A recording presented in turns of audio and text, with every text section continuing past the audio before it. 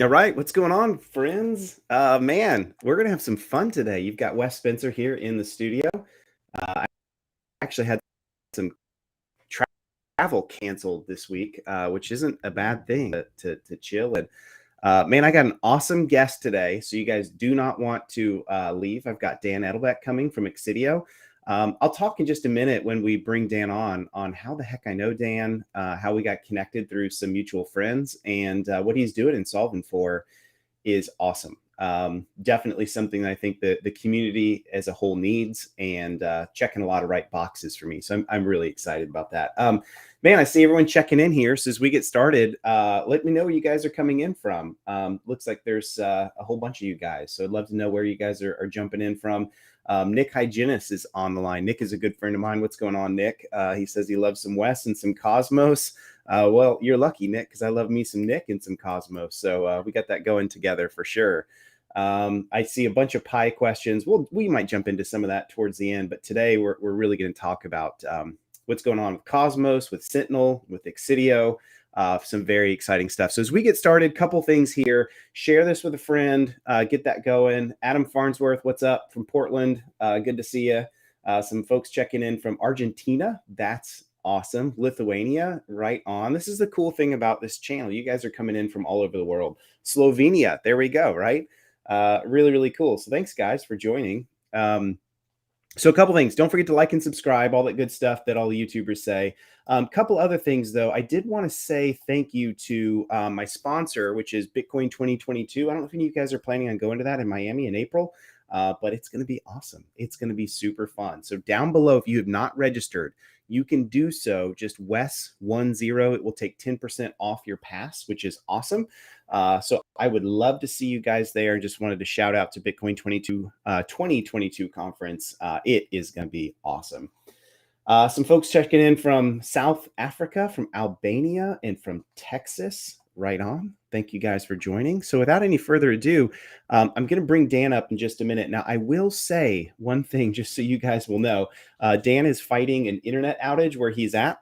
So he just went offline, and so we'll bring him back up as soon as I see him connect back into the live stream. I'll bring him on with us. But he may actually drop another time or two. So if he does, no big deal. We'll work through that. So let's get started with this while we're waiting for Dan to join back. Most of you know that I'm a big cybersecurity guy. I don't talk about it enough on my channel just because it's hard to get that to overlap sometimes. But I found out about crypto back in like 2012, 2013, when I was doing some cybersecurity research on like password hash cracking, all that kind of stuff. And that's how I sort of got into it. Looks like Dan's back on, so I'm gonna bring him on. But that's how I got into it. And what we're going to be talking about today with Dan is an awesome kind of like a mix between both of those. So what's happening and the need for privacy and cybersecurity, as well as a crypto-driven economy. So I've got Dan Edlebeck with me. Dan, looks like you're back online. What's going on, my friend? Hey Wes, thanks for having me, man. Yeah, Yeah. it's a lot of synergies. Like I don't know if you fully mentioned, but privacy is a huge focus for us at Sentinel, and we believe that the Cosmos ecosystem is the right place to be able to build these types of tools. And I know originally connected from the guys at Secret Network, and shout out to Brendan. Feel honored to be on your show. You put out great content, Wes. Well, Dan, thanks for having me, and I appreciate that. That's the best thing about the channel is just expanding the network, right? And so you're right. So Nick Hygienist is a good friend of mine. He's the CTO at WhisperNode, which is a node validator in the Secret Network. And I remember in the early days, Nick was like, "You got to check out what's happening with Secret." And I start reading, and I'm like, my mind is blown. I mean, everything they've done. And if you guys on the channel don't know about what's happening with Secret, definitely check out my channel. Just search for Secret Network. I've got several videos that kind of go into it. So I met from Nick. I then went over to Brendan, and I've done a couple interviews. I need to bring them back on, by the way, because there's a bunch of stuff happening there with NFTs on Secret and all that. But then Brendan was like, "Hey, somebody you need to talk to is Dan from Exidio," and I'm like, "Cool, I'd love to talk to him." So yeah, you and I jumped in. So Dan, why don't we just start with you a little bit? Tell us a little bit more about who the heck you are, and how you got into like what led up to you being today on this live stream. I think people would Yeah. love to hear that. Yeah, it's been a wild journey. I think it's been a wild journey for all of us, right? The whole path to what's happened today. And I think especially over the last couple of years with the chaos of the pandemic, it's been a wild ride. But I started in crypto in the end of 2016, early 2017. And actually at that time, I was looking more for solutions for people to get access to finance and kind of break the cycle of systemic poverty. I was doing service in the Peace Corps in Costa Rica at the time, and kind of was looking at personal finance and ways to kind of diversify my own assets and think about long term. Fell down the crypto rabbit hole, started seeing the potential of blockchain, seeing how initially, the use cases for remittances and being able to have inclusion for everyone in the financial ecosystem, I thought was really cool. And then early on, I started getting connected to projects that I found interesting. And one of those was Sentinel. And one of the original founders, Project Autonomy, PA, a lot of people know him in the community. I got to know him pretty well, and I was really impressed with their building at Sentinel. And so Sentinel is a marketplace for bandwidth. So anyone like yourself, Wes, can offer bandwidth to a network, and then anyone else can route their traffic through your node. And by offering your bandwidth to the network, like a lot of Web3 protocols, you're getting paid for your contribution to the network. So you're earning dVPN tokens, or even other currencies if you want to denominate your node in whatever currency, for offering that resource to the network, your bandwidth. And then if I want to route my traffic through your node, Wes, I would use a front-end application that's connected to the Sentinel network. And I'm the CEO of Exidio, and we're one of the companies that are building those products and services on the Sentinel network. Right on. I love that. So there's a whole bunch of things we're going to have to unpack here on the live stream, which is going to be fun, right? One of those is, let's get started with just, I want to make sure we level set here. We've talked about privacy on my channel a lot, right? Like the individual's right to privacy. And Dan, I just have to think that what's going on right now, just across the board politically, couldn't be a more important time than ever for privacy, right? So can you kind of talk about your perspective of like why what we're really trying to accomplish here is granting privacy through, like, just for the individual's own sovereign capability. Can you talk more about that? Exactly. And I think I couldn't be more passionate about privacy. I mean, no one deserves to have a camera in my bedroom and see what myself and my wife are doing. They shouldn't be able to be tracking my metadata and all the history of the things that I'm doing online. So I'm using the Exidio VPN right now on my phone. And so we need practical tools and solutions to provide better OPSEC and privacy online.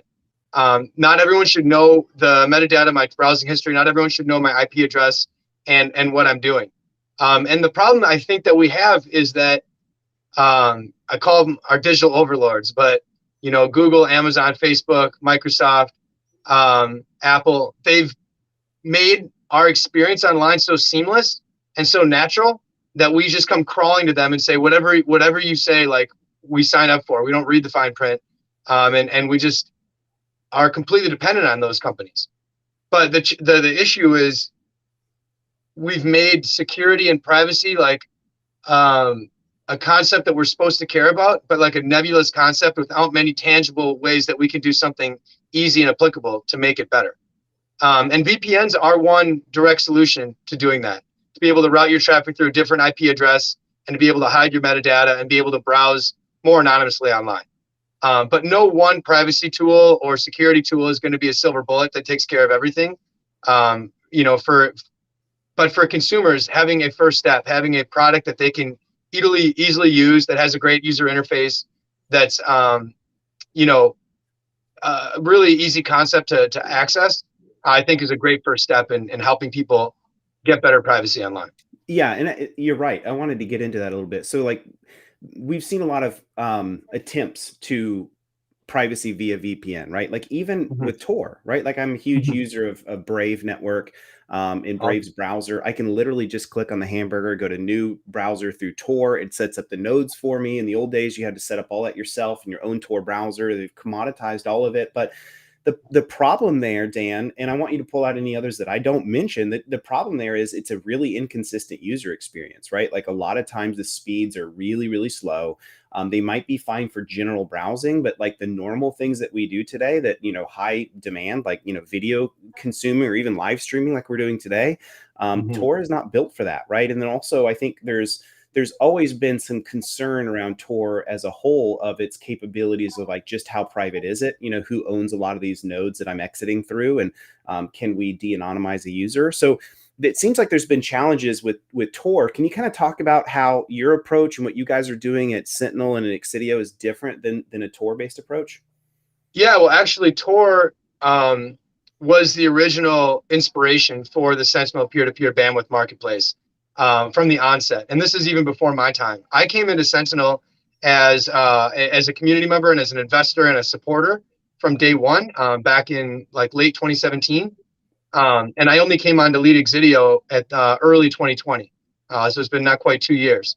But I've been involved with the project as a supporter for a long time, but I can't take credit for the initial founding and the initial inception of the project. But I've talked to a lot of the original founders, and that was really the idea, is providing better privacy online, and also offering a more robust solution, because Tor had been co-opted. A lot of the exit nodes in the Tor network are being run by agencies or intelligence agencies that are looking to triangulate the network and give better insights as to actually what's going on in that network. So I think the concept of Tor was brilliant. It's really cool. It's providing access for users. And then, like you said, commoditizing the experience and making it better via Brave browser, I think is really cool.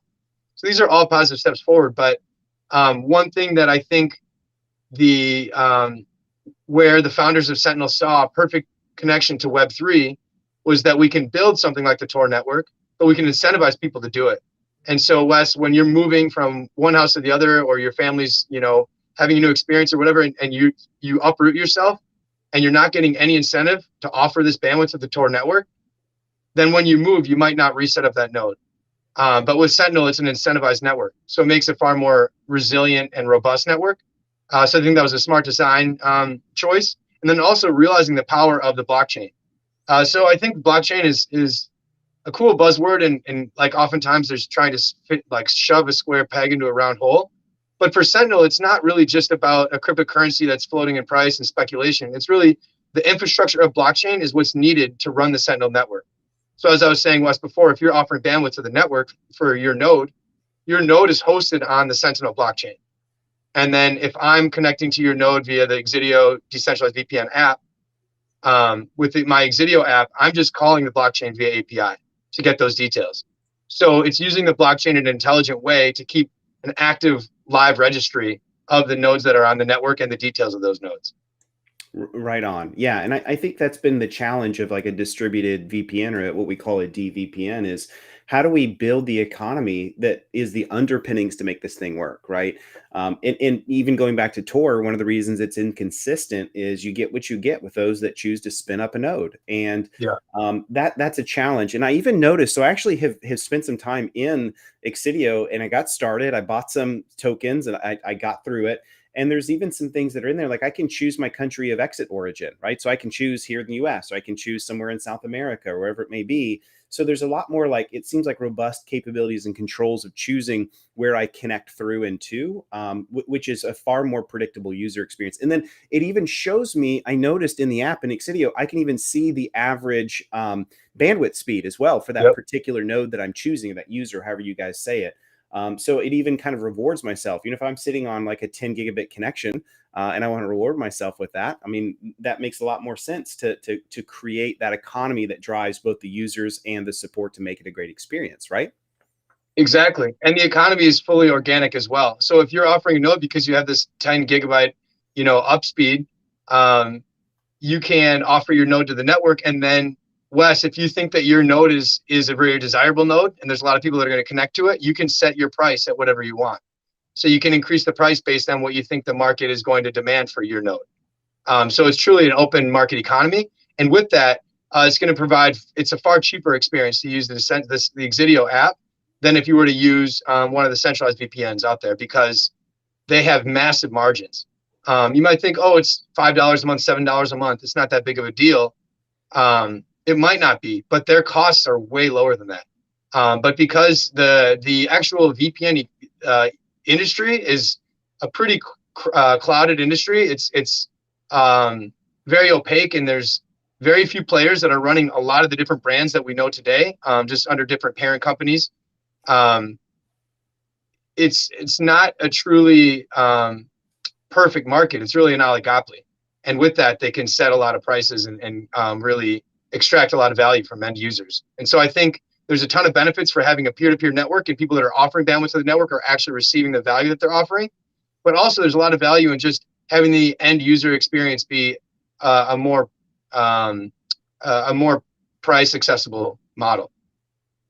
Yeah, right on. I totally agree with this. Joey's Zwan in chat is asking a whole bunch of really good questions. Joey, I see you there. Give us a minute. We're going to do an AMA towards the end of this, and Dan will answer all kinds of questions. So if you guys want to ask some additional ones, so he's already queued up 8 questions for you, Dan. So get ready to be on the hot seat, my friend. All right. So that's good. Okay, so let's tackle the crypto piece of this a little bit more. I realize that every guest I bring on knows. Some of them are actually like developers and they're super comfortable. Some of them are more on like the marketing side, or like you're a CEO. So just speak to what you're comfortable with. I don't mean to like put you in a hard place or anything, but talk to me about Cosmos. Why was Sentinel as the aggregator, and then Exidio itself? Why Cosmos? Yeah. So I think we can get into Cosmos. First, let's make that really clear between Sentinel and Exidio, right? Sentinel is the peer-to-peer network. It's anyone that's a part of the network is a part of Sentinel, right? Wes, if you're offering bandwidth, you're a part of the network. Myself, I'm using your node. I'm connecting to nodes right now. I'm a part of the network. This is truly like a DAO. It's a peer-to-peer marketplace, and that is the Sentinel network.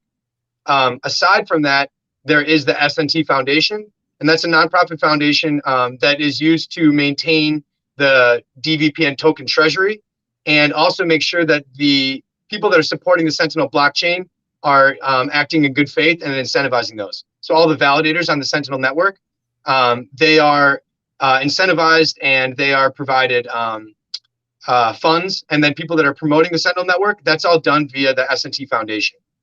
And then there are other companies that are building on the Sentinel network, like Exidio. So we're not the only company. There's another company, Solar Labs. There's another company, Elysium Group, that have built different products connected to the Sentinel network.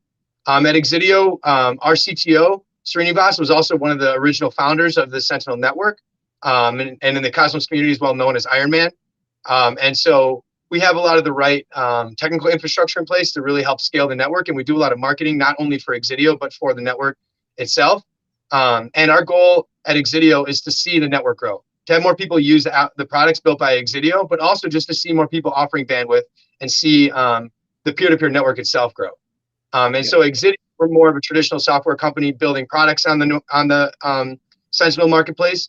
And then we're also able to help other companies within the Cosmos ecosystem, because we have an expertise in the Cosmos SDK and developing with Golang. So that's kind of where Exidio falls into the picture. And then we're also going to continue to provide unique products on the Sentinel network. So not only applications, but we're also looking to provide a decentralized VPN router, which is something I'm really pumped about. One of the things that I think we've missed in the crypto, well, maybe I shouldn't say we've missed, Dan. I would just say it's iterative, right? That it takes time to get there, is interoperability, right? As we continue to see innovative ideas push into the crypto space as a whole, whether it's DeFi, or it's like what you guys are doing with dVPN, or like literally a plethora of other things. There's never one company, one project to rule them all. That interoperability becomes the name of the game, right? That becomes a critical piece for how do we enable what Exidio is doing? How do we enable that for another project? And so what I love about Cosmos is they seem to understand that challenge of its interoperability because of the SDK. And so if I build something in Cosmos, my ability to not necessarily integrate, but to have the capability to operate inside other Cosmos-based ecosystems because of the similarity of the SDK, I think that's awesome, right? Like, I love that approach. And so I think that's a huge deal. And one of the reasons I got so captured by what Cosmos is doing, because I'm such a fan of that. And I think in order for innovation to really continue, we have to have that kind of capability in what we build in crypto, don't you think? Oh, 100%. And again, like I say, I can't take credit for the initial inception of the network and being inspired by the Tor network. I also can't take credit for Sentinel making the decision to pivot and to build on Cosmos, building its own native blockchain, leveraging the Cosmos IBC.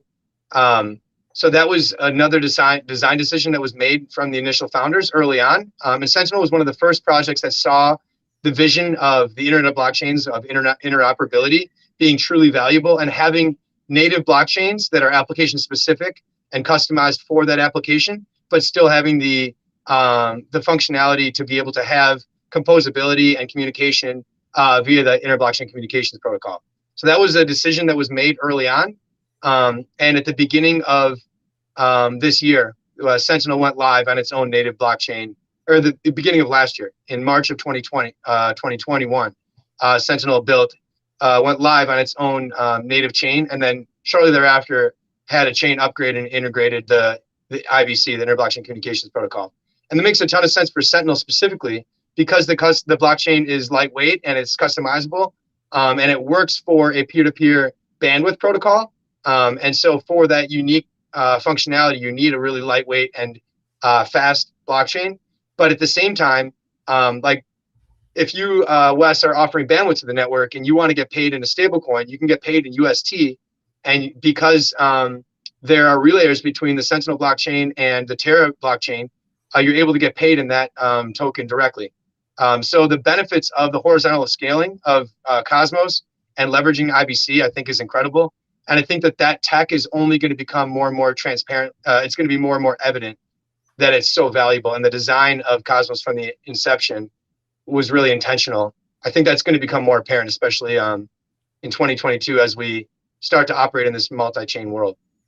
I definitely agree with that. So I want to jump in a little bit more into the tokenomics in a second, but I did want to get to a question that Ace had there in chat. And I'm, for the most part, those of you that are asking questions, we'll queue them up, we'll get to them. So Joey got all the way up to 18 questions. I like Great. Joey. He's my kind of guy.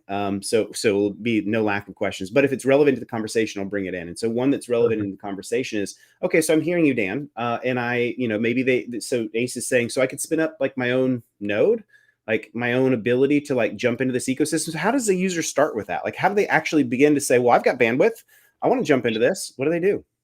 Yeah, right now, the best way to do that is via the Handy Host, which is a software application that was built in collaboration with Handshake Network, which is doing decentralized DNS.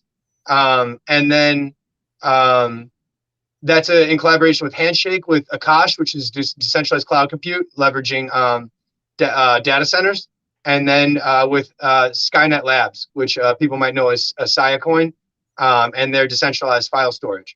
So it's a really cool software package where you can run the Handy Host on your local device and mine your extra hardware, extra data storage, and start earning SIA tokens, mine your cloud compute, and earn AKT tokens, and mine your bandwidth and earn dVPN tokens. And then also everything built on the Sentinel network natively resolves Handshake domains. And so you're actually earning the HNS token as well. So that's the easiest way and the most direct way to do it now. The other way you can offer bandwidth is via configuring it with a command line interface. But at Exidio, we're working to build a desktop application that's uniquely tailored to offer bandwidth to the network. And admittedly, that process has gone a little bit longer than I would have liked. I thought we would have had that application out by the beginning of early January. But we are working on customizing and building the front end of that application so that you can have a native desktop application to offer bandwidth to the network. Okay, right on. So let me quickly go back to the first thing you mentioned, Dan. What was the name of that download? Handy Host, and the URL is handyhost.computer.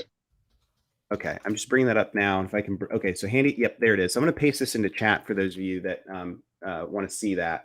So take a peek at that. And I'm actually going to look at that myself, right? Because I'm super familiar with like what Akash is doing with Siacoin, and so I was not aware. It's almost like, is it fair for me to say something like this is like almost like a wrapper that brings all of these together in a sense? Is that maybe the best way to say it? Exactly. You have to configure the different networks, and then it's kind of like a 4-in-1 package. I think over time, it still isn't like it works, it functions well, but the user interface could always continue to improve, right? Sure. And I think that over time, we're going to start to see a lot of like these hopes and dreams that we had in 2017 and the ICO boom craze and everything are actually going to start being built out into real products that are tangible. And we're going to start to see the Web3 go from this kind of like theoretical idea to actually having, packages where you can have one software. You're able to leverage a bunch of resources in your computer to be able to offer to the network. So this is, I think, really a first of its kind, and it's really cool. But I think it's going to only get better as we are able to continue to build better and better user experiences. I completely agree with this. One thing I say, so I'm an entrepreneur as well, right? I built a company called Perch, and we sold it about a year ago. If you were to look it up online, you'd see, just public data is about 80 million, right? And one of the things we learned, Dan, was that it's not about building the most amazing piece of technology that's out there. It's about, how do I build a go-to-market that's so seamless and so addictive to the user to use because it's so simple and powerful. And in certain areas in technology, we've iterated to the point where we're good at this. Like, for example, my phone, I just get on the internet. I don't think about it. I just do it. It's embedded into everything I do. All of the backend protocols, whether it's HTTP, whether it's IP itself, I don't care about any of that. It just works because we've iterated this. But I remember the old days when, I'm doing telnet commands and PPP commands just to jump onto a BBS, and people back then like, you nerd, like, what's the point of that? There's like literally no use case for that. And I have to agree with you. I think when you see like the hate around Web3 and, where people just, whether it's metaverse, there are all these use cases that like take the world by storm, but are more trolly than anything. I just think we're probably in like the 1970s, 1980s of blockchain, of the IT world. We have a long way to go before we build the capability where it almost becomes like in the afterthought for us, right? That we're not even thinking about configuring things and setting things up and running these things. Like, we're at a point now where it's difficult for some stuff, but we have a long way to go to make it just transparent in the background. Don't you think? Yeah, but I think that that's changing at a really fast rate. It is. A lot of like top talent now is seriously looking at the space, and they weren't even just 18, 24 months ago. When I'm not a fan of Facebook, and like you said, there's kind of like, this is kind of like being co-opted or whatever when Zuckerberg's going in all in on like metaverse. But that goes to show the amount of capital and the amount of talent and the amount of potential that this technology has. Otherwise, one of the biggest companies in the world wouldn't be pivoting all in on this. And I think that they realize that they need to adapt or they're going to become obsolete. Agree. But I think that talented developers want to be able to have their mark on a protocol, want to be able to see something from the ground up. And I think that there's a lot more career risk now in not jumping and taking a leap compared to before. You get ridiculed by, joining this industry, I think, by and large. So I think that kind of we've crossed the chasm, and I think that it's going to be incredible what comes out of these next 12 to 24 months. And especially if, crypto prices wane or go flat for a little while, that's only going to, I think, have people focus on building. And I think we're going to see the impacts of that, 24, 36 months down the road. I agree. I definitely agree. And I even shared a little bit that around like hype cycles in crypto. And sometimes the best thing that happens is when we go through these, like, where the market kind of tanks down and all of a sudden people go negative, and like the Bitcoin greed and fear index goes into extreme fear. And it's like, finally, we get to a point where like we nerds can settle down and not worry about all the hype and focus on what matters. And I even think it drives, what's real innovation. And, now's the time to test and do something new. So I totally agree. I wanted to get into the tokenomics a little bit, right? So is it your own token that drives this? Does it belong to Sentinel? Like, how does all that work? Talk to me about the tokenomics behind all of this. Sure. So the dVPN token is native to the Sentinel network, and it's a part of, it's the active token in the Sentinel economy. So the dVPN token is a pretty well-designed token. I think the tokenomics are actually pretty intelligent. So the token is a governance and staking token, which helps secure the Sentinel blockchain, which is the blockchain that provides all the data and keeps the peer-to-peer bandwidth marketplace alive. And to incentivize node hosts for offering bandwidth, or for blockchain validators to validate the Sentinel blockchain, they're earning a subsidy of the staking rewards for all the people that hold and own dVPN tokens and are staking them and then delegating them to the validators. And so there's a pretty healthy inflation right now. It's 43%. And if you're earning those staking rewards and then you're also restaking your staking rewards, and compounding those rewards, it's closer to 60% APY that you're earning the dVPN token. So there's strong incentive to hold the token and secure the network versus just holding the token and trading it. And I think that provides a stickier community and people that are more long-term focused. And the significant APY also makes sure that, you know, even if price were to stay flat, you're earning a lot of tokens in the process. And then also, it's gotten a lot of attention and value within DeFi within the Cosmos ecosystem. An incredible DEX, and I think probably the best DEX in all of the entire crypto is Osmosis. And I'm blown away by some of the work that, you know, Sunny and Josh Leah built at Osmosis. And dVPN has been a very active token there, and a lot of people in our community have provided liquidity and are earning dVPN rewards as well as Osmo rewards for doing that. And then the dVPN token is also the main payment token within the Sentinel network. So anyone that's offering bandwidth to the network can offer bandwidth and earn for doing so. And they can decide how much they want to charge in dVPN or in other currencies, but primarily people are doing that in dVPN to offer bandwidth. And then there's something that we're still working out, but it's going to be really cool when we're able to turn the faucet on and all of the revenue that's generated to node hosts for offering bandwidth, actually 80% of that would go to node hosts and 20% of that would go back to people that are supporting the network, securing the blockchain and staking the token. And so it has a really good circular economy of using the token within the network. So I think it's a really good payment method, and it's great for the blockchain itself. It has 6-second finality and 6-second block time. And so we're able to be very agile. And I think that also is cool because you're constantly seeing your staking rewards come in, and you're able to transfer tokens, you know, seamlessly with next to zero fees. Okay, that's awesome. I did put a link into the chat on Osmosis. It's funny you mentioned that because it's literally the link to the left of mine, and it's one of the videos I've got queued up to sort of intro it into the ecosystem because Osmosis is, I mean, I hate to sound like all those other YouTubers out there, the moon pumpers, but it is one of those cryptos that's really survived this market and is still flourishing, right? And so why is that? And that doesn't, and hear me, those of you guys in the audience, I'm not saying it will continue to do so. I'm just saying I see what it's doing, and Osmosis is really, really cool. And Adam's even chiming into. Adam's been on me. He's one of my favorite YouTubers, one of my favorite subs. He's like, it's almost time for an Osmosis video. Yes, Adam, you are right, my friend.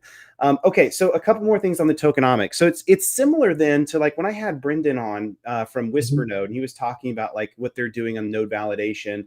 And how the whole thing works as far as like high APY. Like it almost shocks you at first that it's so high.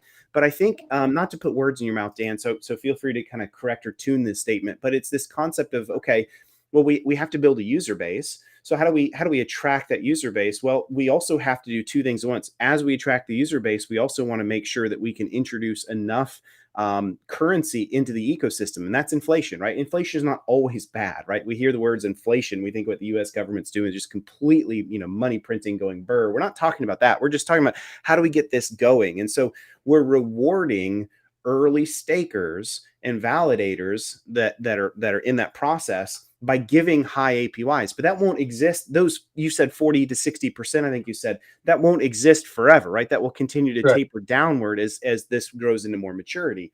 And so I guess I'm just saying, and I want you to add to this or elaborate, it seems like people always feel like they missed out on like the early days of Bitcoin or Ethereum, but they don't understand there's still a lot of opportunities to build some wealth and some financial independence, and looking at a project like this could be a great way to do so. Am I off base there? I mean, I believe so. I've been a longtime supporter and a longtime holder of the token myself, but it incentivizes people that are long-term focused. If you're just buying the dVPN token and you're keeping it on a centralized exchange, or you keep it in a wallet, but you're not staking it, your part of your piece of the pie is shrinking comparatively to everyone else's if you're not staking and earning those staking rewards. And so this is giving people that are believing in the project the ability to earn by supporting the project, by securing the blockchain and providing that security that we need for a robust blockchain. And we've seen the growth immaculately. The amount of holders of dVPN continues to grow. The amount of people that want to validate on the Sentinel blockchain continues to grow. We have 100 active validators in the validator set right now. And that there's more that want to continue to validate on the Sentinel blockchain. I believe there's, I'd have to double check, but I think there's well over 5,000 dVPN holders in the network, and that's gone up from 2,000 not too long ago. So we're seeing a lot of people that are supporting this network. I was in the Cosmoverse. Shout out to Cryptocito and the community, that the DeFi Times, the guys that put that conference on in Lisbon in November. But the strength of the Cosmos community is something that you can't deny. It's really cool to see people that are committed to seeing this vision of interoperability and seeing the benefit of a proof of stake, delegated proof of stake ecosystem, and having a secure network with robust validators. And so if you're long-term minded and you're holding the token and you're earning staking rewards, or if you're providing liquidity and you're making it easier for other people to participate in the ecosystem, as the network grows, I do believe that people that are participating in the network are going to benefit from that.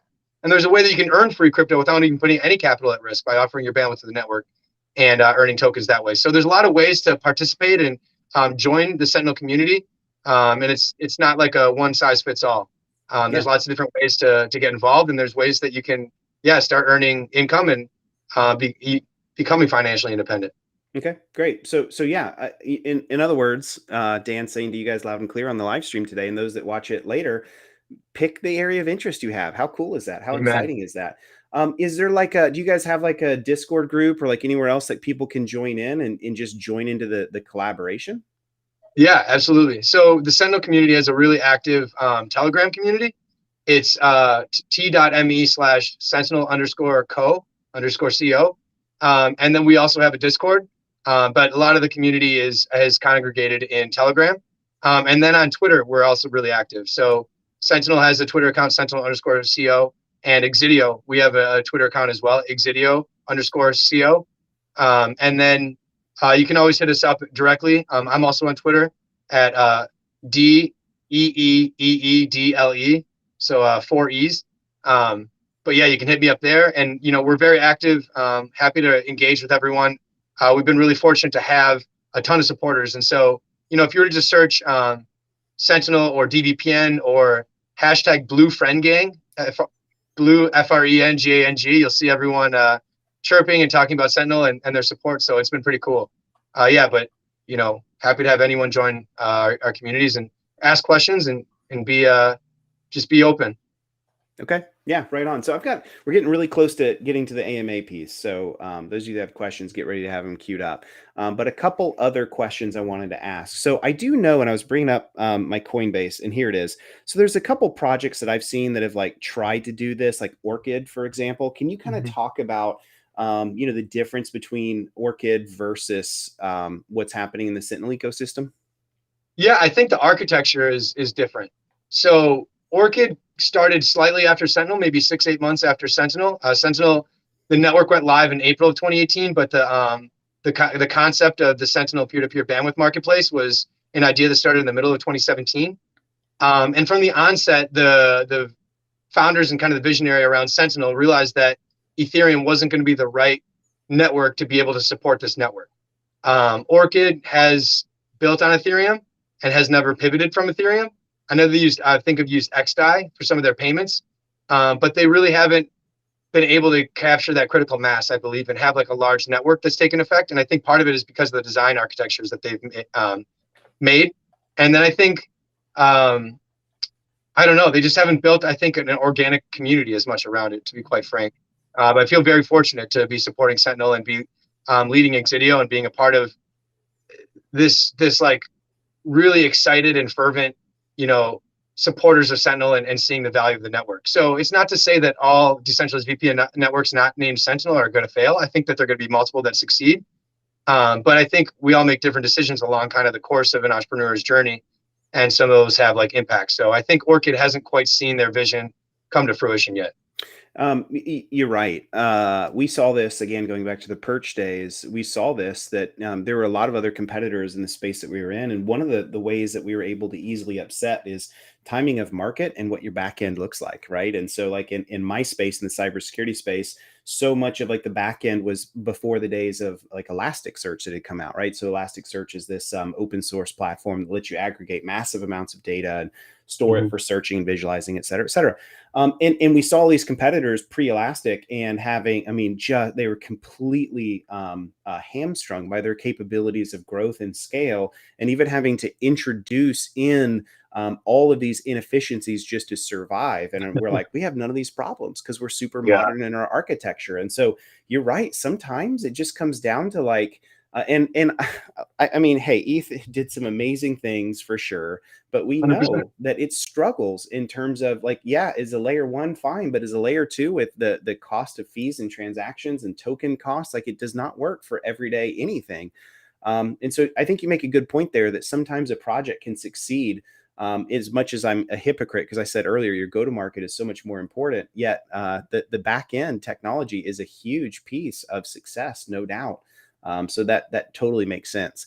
Okay, so another thing. So I played around with Exidio, and I like it was pretty easy to get into, right? So like I've actually got it up right now on my phone, and it was really simple for me to like pick a node to fund myself. And so what I actually just funded through the app. I didn't even like go and buy any dVPN. I just bought it right through like the App Store in-app purchases. And I know some people might hate on that, but the thing is, Dan, like that's critical. Like I always think through the lens of like, can this piece of technology, can I send it to my dad who's privacy conscious? And can he just load this on his phone without having to do weird stuff that he doesn't understand and jump right in and have an encrypted session going on? And the answer for this is yes, Dan. Like it's simple to get it going. So I think you guys have done a good job of like paying attention to if we're going to introduce it in as like an iOS or a Google Play app, like you've got to make sure that it has some of those capabilities that makes it simple. But I guess my question is, where else are you guys going? Like what else is coming out with Exidio? What are you planning to build? What's the future looking like? Yeah, well, thanks a lot for the positive feedback on the app. We're constantly like seeking feedback and trying to make it better. And we know that it's crucial to be able to have those in-app purchases. And if you don't want to pay for the in-app purchase, you can just send tokens directly to your wallet. Right. And do that without purchasing tokens in an app. And actually, the next step is having a more traditional subscription model. So instead of kind of topping up your wallet and paying for points within the app, via that way, you can say, I want, 6 months worth of bandwidth or a year's worth of bandwidth, and having a traditional model that a lot of consumers are already used to in the VPN industry. So that's the next update. And that's something that we've been working on and want to make sure that all the payment processing and everything flows seamlessly. But that's definitely one of the bigger updates for the Exidio app. And then, as you mentioned, that you've found nodes that you like or ones that you want to connect with consistently, you can put those in my subscriptions and favorite those. But eventually, we will also want to have a rating system so that you can, and that can be on chain, but that all the different nodes will start gaining credibility based on their consistent uptime, based on being reliable, and that'll make for a better user experience. And then for Exidio, once we really get the iOS and Android app exactly where we want, then we'll actually want to start incentivizing people to start really bringing people to these apps. We've had some good press coverage, and we got featured in Tech Radar and in CoinDesk and a lot of good places, but we really want to blow out marketing and a PR push and even paid advertising for the apps when we feel like they're really ready for mass consumer adoption. And we want to incentivize people to bring their friends and family into the apps. So that's going to be a big focus. And then we already touched on earlier, desktop applications are crucial. So getting iOS or getting Mac, PC, and Linux apps out for Exidio, both to connect to the network and enjoy decentralized VPN, but also to offer bandwidth to the network. And then after that, we're really excited about bringing a router that's a native Wi-Fi router to market. And that's something we're doing in partnership with Solar Labs, who's been a great partner of ours. And so we're going to us and Solar Labs are working a lot of those logistics out and talking to different manufacturers right now. So that's an ongoing process, and there's a lot of like steps along that path, but this is kind of the big vision, and we have a lot ahead of us for Exidio in 2021. And then there's also in 2022, and then there's also upgrades to the Sentinel network that are also focuses that aren't directly focused with Exidio, but building out a more robust relay network. Like the Tor network, you can have multiple hops. That's crucial for any VPN network, and that's another big step for the Sentinel network. And then implementing V2 Ray, so we have even more resilience for different open source VPN protocols. Right now, we're leveraging WireGuard, which is a really strong open source VPN protocol, but implementing more, including V2 Ray, is some of the bigger focuses on the Sentinel side. Okay. Yeah, that's an awesome roadmap. And it's too much to pick out for the time's sake we have. One I wanted to steal from is I love the router idea. I think that's brilliant. Again, how do we make this easy for users that want to get into the ecosystem? It's sort of like taking a page out of what Helium has done, but more on the IoT side, right? Like, you guys sort of see a similar approach to how Helium, I mean, obviously Helium's use case is totally different in how they're trying to promote IoT, but a similar concept in terms of an actual hardware device. I just deploy and off I go. Exactly. And ideally, we're going to make our router modular so that you can actually attach a Helium antenna on the Sentinel router and be able to earn HNT tokens as well. That's nice. There's some design challenges there, but those are things that I think can be worked out. But Helium is optimizing for last mile internet access, right? And being able to provide people that don't have, that can connect and get access to internet, even if their, internet service provider isn't making an easy way for them to get access to internet and extending 5G networks. We're offering privacy via connecting to different nodes across the world. So definitely totally different use cases, but the exact same concept. And I really liked how Helium has grown their network and, the organic demand they've had for a hardware device. And so we definitely see ourselves on a similar path. Right on. And I just realized I'm calling you Dan Edlebeck. So your middle name is now Dan. Sorry about that. You may not even see it on the phone you're on. I put your name in twice. I think I copy pasta failed on that. Okay. So let's jump to some questions, Dan. Like, this has been a really fun conversation, and would love to just let you know you have the invitation to jump back on the channel at some point, and we can dive in more to, like, as you guys continue to have updates. And I'd love to just stay in touch with that, but really cool. Like it. So I'm going to scroll way back up. Joey and some others had a bunch of questions. Hey, let me do this. So Joey, I'm going to probably pick one or two questions, but the other people will ask. I have to keep going up and down on the chat. So maybe your most important questions of those, Joey, you can relay. So let's just start with question. So he did ask, are we going to do a sneak peek into the desktop app? And we were even going to do like a demo, like show it on the phone, but we're not able to do that, Joey. Just Dan's internet is not supporting that today. I think you're on your phone, you said, right? Because you've got you're an outage, you're on your hotspot. Yeah. Okay. Yeah, it's just the power went out for a little while. Yeah. So next time we would like to do that. Let's see. I don't know anything about this question, so just I'm going to read it and let me know what you think about it. So, what caused the problems of the disconnecting after a certain moment, and is it assured that the new update will solve the problem? So, I'm new into the ecosystem, so I can't speak to that. Hopefully, you can. Yeah, so I think that was a challenge of I think that people are having different issues, especially iOS versus Android. So I'd like to dig into that one specifically. But I know that some people are getting disconnected. We did just have a new update come out for Android a couple of days ago, and I think iOS, the new update goes out today. And so I think we should be having more and more consistent connection times and speeds, but that's something that I want to really be assured of. And then we want to continue. Like, I think that this is only going to get better, especially when we have an on-chain voting system for the quality of nodes, because there can be issues with the software application itself and not communicating with the blockchain or something. But then there could be also issues with nodes themselves going down. And so we really want to incentivize people that are going to provide consistent nodes. That makes a ton of sense, because like I'm looking right here in the app right now, and like even Joey said, I hope you're running my Joey Cheap service. And I'm like, well, where's Joey Cheap service? And I flipped through North America. And I didn't quickly see it. Maybe he's in another continent.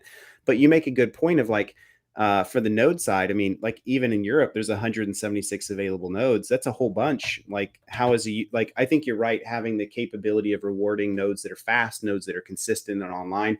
And I even think you probably have a large degree of a user base of the end user that doesn't even care, as long as it's secured by Sentinel and it's fast. They don't even want to pick the node, right? Like some of them do, but some of them and I think that's fair to anybody to jump into the ecosystem. Because I mean, man, if I'm like, I don't know how this is sorted, but if I'm just going to scroll down and pick one. I just found Joey Cheap service. There you are, Joey. I found you. Just literally scrolling. But that's my point. Like, how do I actually find Joey, right? So I think there's some that would make a lot of sense. Yeah, a search function as well as a quick connect button within each continent, right? If you say I want to connect to somewhere just in Asia, you could have a quick connect button and it'll select you to a consistent node in Asia. So I think those are definitely like short-term fixes that we can bring into the app that I think will create for a better experience. When you have 200 nodes, you're not going to scroll one by one through all of them. So if you have a specific country or if you have a specific name for a node, you should be able to search for those and bring those up quicker. Rock on. Any ETA on desktop apps? So I spoke with Alex yesterday. We're still in the process of a lot of the development there. I know that there is ongoing testing with the Sentinel VPN app. So I think that Mac is going to be the first product that'll be out, and I'm hopeful for this month. But again, there's no like I can't fully commit, and I don't want to like continue to put targets on our back and then like always be running for them. No, the development is like ongoing, and the goal is to get them out as soon as possible. But I think Mac is the one that we want to get to market as quick as possible. Yep. Okay. That makes total sense. All right, let's pull up some more questions. You guys have Dan here in front of you. So whatever kind of questions you want. Oh, this is a good one. Is there any plan for any sort of monthly subscription so you don't have to buy points every time and like top off or whatever? Exactly. Yeah. That's a big release, and we're not going to be able to make a big push for mass consumer adoption of this product until we have that rolled out and it's functioning perfectly. Yeah. Totally agree with that. Totally agree. Okay, great. Let's see. I think there was one question that came in from Joey on the difference between Exidio, Solar Labs, and the Sentinel core team. So I think we're good there. You've done a good job answering that. Is Exidio invested into the future of Sentinel, and will it keep supporting its apps with updates? In other words, you guys still kind of married and attached to the Sentinel ship? Yeah, absolutely. I mean, we're going to continue to develop as a company, but Sentinel is the network that we're the closest with and that we want to make sure that succeeds long term. And it's not only just making sure that our apps are up to date and are functioning well with on the Sentinel network, but it's promoting the Sentinel network itself and using our connections and our network to be able to continue to support the network and get more people using. So yeah, definitely long term. Yeah. Okay. Right on. Cool. Where did the Exidio name come from? Yeah. So Exidio was a mashup of Latin terms that a bunch of us were kicking around ideas early on, and I was thinking around the concepts of security and defense, and it was like sword and defense, two like Latin words put together to smash together. And I wanted to be able to also optimize for SEO and make sure that we were owning that name. So yeah, that was just kind of a dumb idea of mine, just putting some words together. So that makes sense now, because I always thought it could be some kind of like Harry Potter universe spell word. You know how like J.K. Rowling always takes Latin words and sort of like mixes them together to get her spells. Nice. So if Exidio were a Harry Potter spell, what would it do? Ooh. So again, I think coming back to what you were saying earlier, there is not going to be one product that like, I don't want to ever claim that like your security is perfectly ironclad and nothing can happen to you because you're using one application. Right. And I think that's important that no one makes that type of promise. But what I think it's like what Exidio does is it like teleports you. You can browse like you're a ghost and you can teleport anonymously to a new location and you're not being watched and triggered by your internet service provider or by big data companies that are going to resell your data. Yep. So yeah, it's ghost powers and teleportation powers mixed into one. Oh, I like that. Yeah, I need to see that in a future Harry Potter book. So, and you're right I want to tell a little story about some of this. So I totally agree. As a security practitioner, there is no one thing that secures you. In fact, this whole idea of like, am I secure is sort of a nuance itself, because the answer is, I'm not sure. Let me go check. You know, like maybe what I was doing yesterday is great, not today. I have an example of this. I won't say his name, but he's a friend of mine. And I didn't know this initially. I met him at a conference and we were talking and he's like, so we had a good conversation, just nerding out on some security, like threat intelligence, dweebery stuff. And he said, hey, by the way, he goes, I noticed you've been pretty friendly with me. I'm like, yeah, why would I not? And he's like, do you see my name badge? I'm like, yeah. He goes, Google my name. So I pull out my phone. I start typing his name in. I get like 4 letters into his last name and Google auto completed it for me. So I'm like, oh, that's interesting. So I click on him. And he was one of the members of, well, I guess alleged, but he would say he was, so whatever. And he was convicted of it. He was one of the members of LulzSec that took down Sony. Sure. And the way that he got caught, it's really funny. he laughs about this now. He said, I was using Hide My Ass as a VPN service. And, this is in the early days, and, he thought it was fine. Well, FBI came and subpoenaed the data, and they had the logs, and, sure enough, he ends up in jail for a couple of years.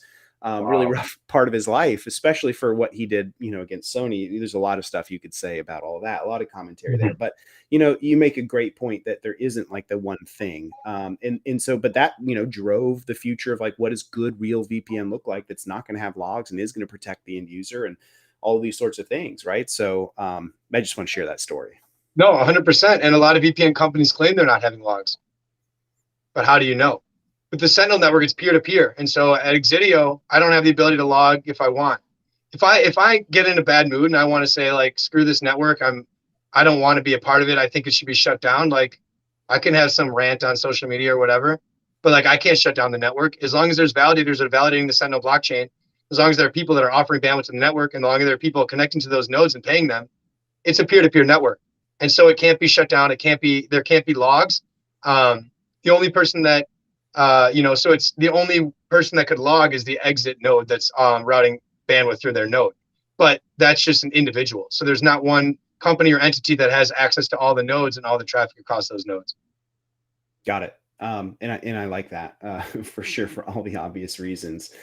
Speaking of nodes, is Exidio planning on hosting any nodes themselves? So I want it to be more peer-to-peer. So Exidio isn't going to be like focused on developing nodes and monetizing them, but we want to make sure that there are nodes dispersed around the globe. So we want to continue to incentivize and encourage people to offer bandwidth. But it's not going to be the core focus of Exidio to offer bandwidth nodes and monetize them. But we are starting to spin up validators and other Cosmos-based chains and secure and validate their blockchains as we get more and more involved in the greater Cosmos ecosystem.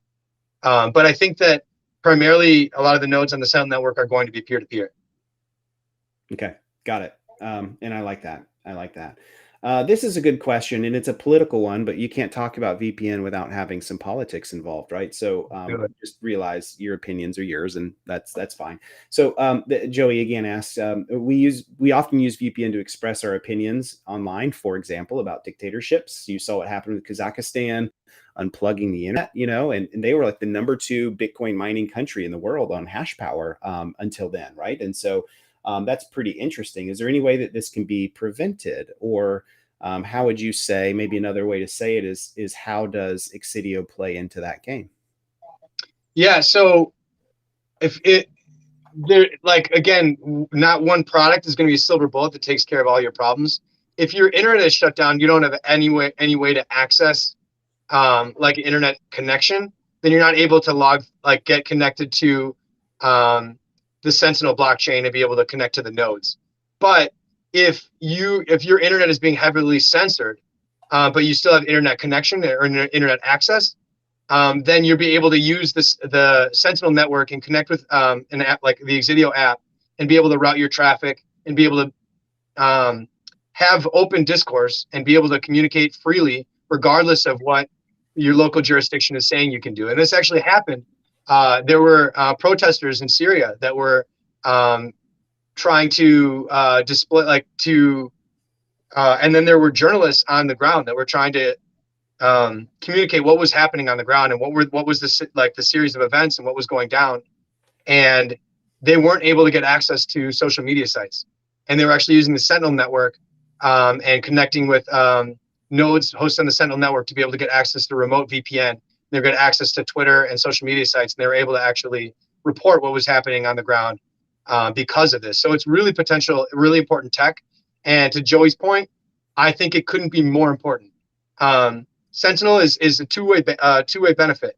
You can be an indivisible ghost and have your data encrypted and have your data not being able to be tracked by your internet service provider or social media website. But then you're also able to get access to content that you wouldn't otherwise by being able to route your traffic through jurisdictions that gave you access to that content, whether you're under some authoritarian regime or not.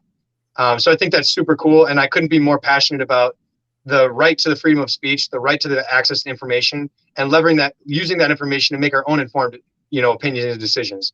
your buddy, right? He was a part of a hacker gang, and they broke into Sony and they did some things that you would probably find, some people might find morally questionable. Some people might not, but they should be able to read the story, have their own contextual understanding of it, and make their own informed opinion. And I think that that's so absolutely fundamental as a right, as humans. And by damn, I will work to continue to provide that for people. Preach it, my friend. Yeah, I mean, you're speaking my language, Dan. And I think that oftentimes, especially here in the States, I can say that at least with a broad sweep, is oftentimes people don't really think about this deeply enough. They don't tend to care about their data until their data has been noticeably, if it's affected their lives by either it's leaking or it's being used. Like everyone knows Facebook knows everything about us. Everything knows, Mike. Every time I go somewhere, my iPhone's like, hey, it's 5 minutes to get where you're going. I'm like, yeah, I know you know where I'm going. Like but it doesn't really deeply affect us until it affects us, right? And that's when we care. And I got an example of this that's just sort of an anecdote. But I have a friend, this is probably like 10 years ago, and he was working for a nonprofit, probably not dissimilar from where you worked in. He was in Vietnam. And he had to check in with the Vietnamese government every time, where he went. He had to register where he was staying. And he said, he's like, I'm just one of those kind of guys. I buck systems. And you tell me to do something, I'm one of those, like, I'm just not going to do it. And so he didn't check in one night and stayed with some friends in the same town, but, a few miles away. And he said that same night they came and knocked on that door and said, hey, what are you doing? It was actual government officials. What are you doing? Why are you not at your home? Why did you not register? And he's like, I panicked, but he's like, it was a power play by them to say, we know you and we know where you're at. And we know you didn't register. After that, he started using VPN. But those things are real. And I think sometimes we don't really experience it until it's too late. And that whole idea of like, well, I have nothing to hide. That's not the argument. Exactly. You have the right to be able to have a private exchange online. You have the right to be able to live your life without someone tracking you 24/7. It's just a basic fundamental right. I don't understand how people like already strip their own rights and saying, I don't have anything to hide, so let me strip away my own rights. It's just like such an illogical thought process to me. Yeah, totally agree with that. Totally. And again, that's why I wanted to bring you on the channel, because it definitely is part and parcel of how I think. Let's see. I'm trying to look into, okay, here's a good question from, I'm guessing this is Brendan, because it's Whisper Node. So Brendan, thanks for joining, my friend. Really glad you're here, and you've had some good commentary throughout here too. So he's asking, where does Sentinel fit into the greater privacy stack of Web 3.0? And what are the most important things that users can do to keep themselves safe? And can I add something?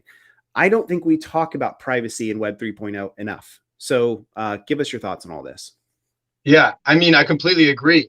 I think that one thing that's really cool is that we like Web3 is at least giving us the right to claim our stake in a network, and to be able to partake in a protocol and be able to bring value to that protocol and then receive that value. But at the same rate, we are not focusing enough on privacy in Web3.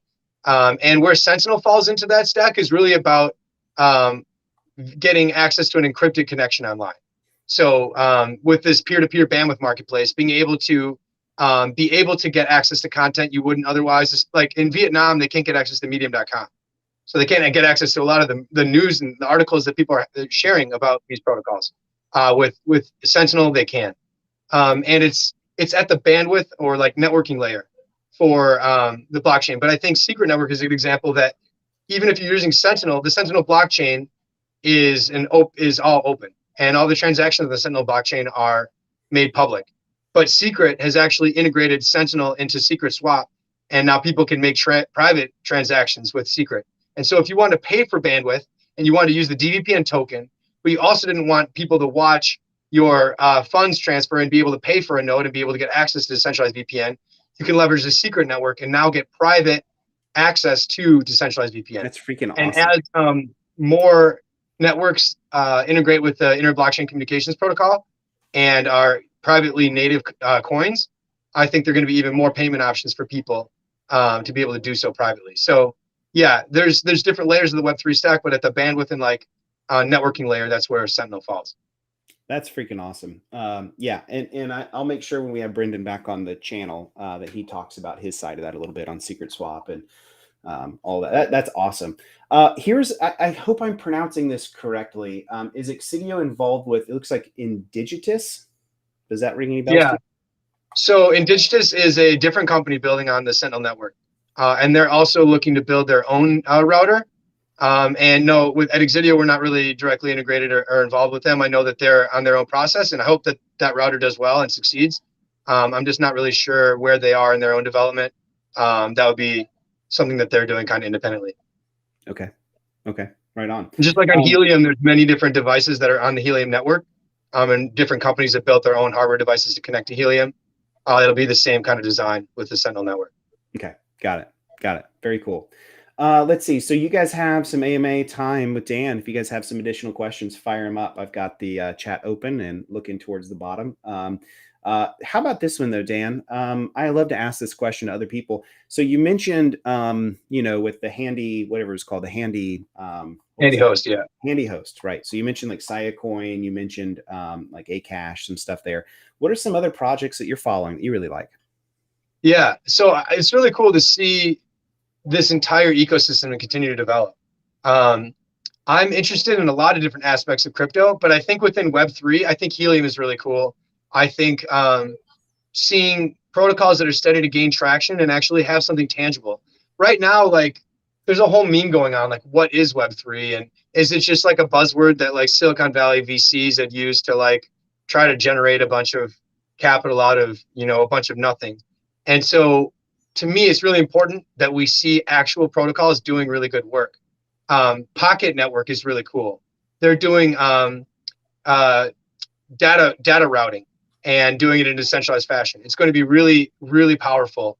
I think people haven't really seen the potential of it, but it's like RPC endpoints and being able to point to them. And I think that they're going to start getting a lot more recognition as a lot more networks are leveraging Pocket Network for RPC endpoints. I knew I saw Pocket Network somewhere. I just saw on Coinbase earlier this week. Looks like they raised 10 million from Republic Capital, Rocktree, and Arrington. So that's where I knew I saw them from. Okay. We know those guys. We actually want to leverage them when our network gets larger for RPC endpoints, for Sentinel, for the different nodes. There's a lot of different projects. I'd have to think for a second. I mean, a lot of things that are happening in the Cosmos ecosystem is really cool to see. And it's cool to see that this vision of Cosmos is starting to get realized, and the broader crypto ecosystem is starting to see it now. I think people, especially in like 2020, 2021, it was all the Solana, Avalanche, Matic, Polygon. That's what kind of everyone was focused on, to a smaller extent, Phantom. But I think people are starting to see the benefit and value of an interoperable blockchain and one that's actually functioning. And so, you could go down the list with a lot of really cool projects. Juno is bringing smart contracts to Cosmos. I think that's going to be really powerful. When we get interchain security, that's going to be really powerful. So then not every project that wants to leverage the inter-blockchain communications protocol and connect to Cosmos needs to spin up and maintain their own unique validator set. They can leverage interchain security and shared security. That's going to be a huge upgrade. So I think within Cosmos, there's tons of projects that are coming up. But then I also think that, it's going to be interesting to see what the Near ecosystem brings. The developers of Near are really intelligent, and the design of Near, I think, is really intelligent. So I think we're going to start seeing a multi-chain future. And with that, I think a lot of projects are going to start having a multi-chain access. We've seen like SushiSwap now integrate so many chains natively into Sushi. And I wouldn't be surprised if SushiSwap becomes a DEX that gets popularity within the Cosmos ecosystem. And so, I think that with, Evmos and having native EVM capability within Cosmos is going to be really powerful. And that'll be able to bring SushiSwap into the Cosmos ecosystem. I think that we're going to see a lot of protocols leveraging multiple layer one blockchains as the base layer that they operate on. It's not going to be like, I'm team Avalanche, I'm team, Solana. I love it. And it's funny, several of these ones that you mentioned, I've had queued up to do some videos on. So I actually have a running notes tab of like all these projects I've got to get to when life affords me time. And I have Juno on that list too. At least I thought I didn't, looked them up, and I do. It's funny because YouTube punishes me. Like I don't do all these videos of like, these are the cryptos that are going to make you rich in 2022, and then only to see how wrong I am. And so I'll make these videos, and like I remember I did one, Brendan in chat is mentioning Terra, for example. I did a video on how Terra and Luna work way over a year ago, way over a year ago. And like I got barely any views on it. No one cared about it. And then it blew up.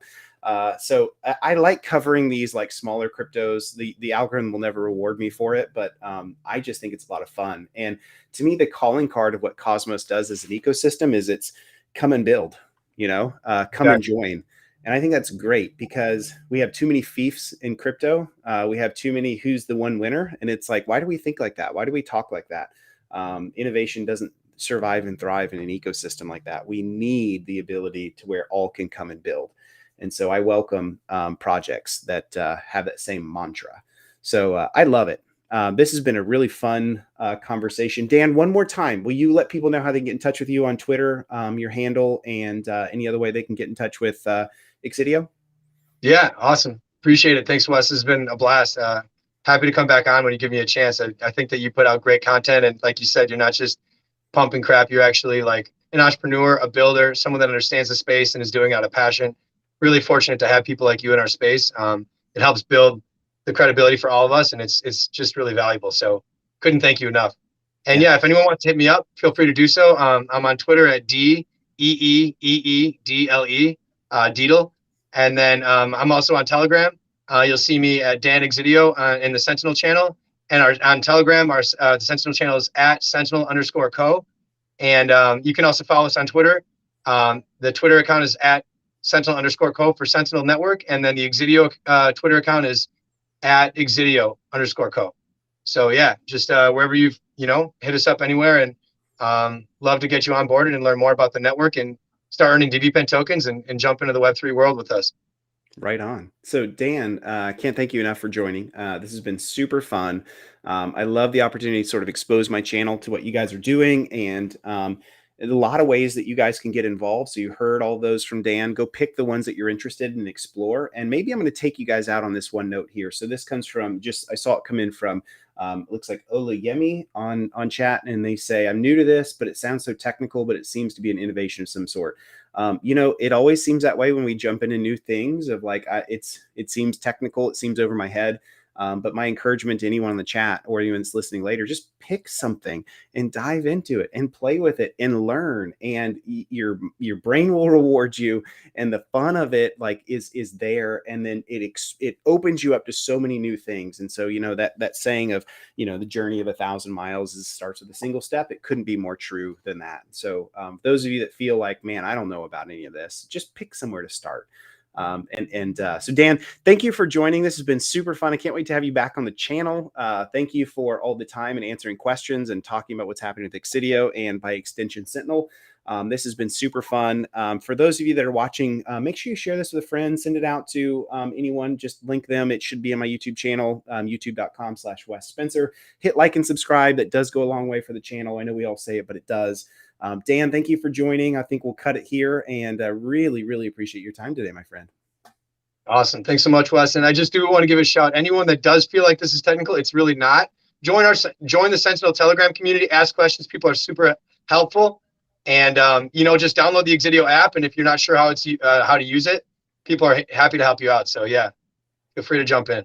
Power of the community. Indeed. All right, Dan, thank you guys so much for everyone for joining. We will talk to you guys later. Thanks. Thanks again, Wes.